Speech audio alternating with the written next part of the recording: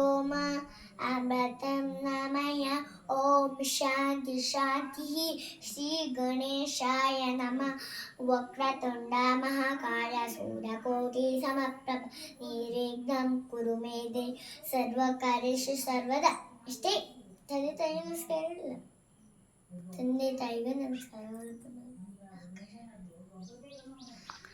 आकाशात् पतितं तोयं यथा गच्छति सागरं सर्वदेवो नमस्कारः ಆಕಾಶದಿಂದ ಬಿದ್ದ ನೀರು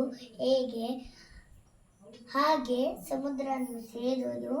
ಎಲ್ಲ ದೇವರಿಗೂ ಮಾಡಿದ ನಮಸ್ಕಾರ ಒಬ್ಬನೇ ಆದ ಕೇಶವನಿಗೆ ತಲುಪುತ್ತದೆ.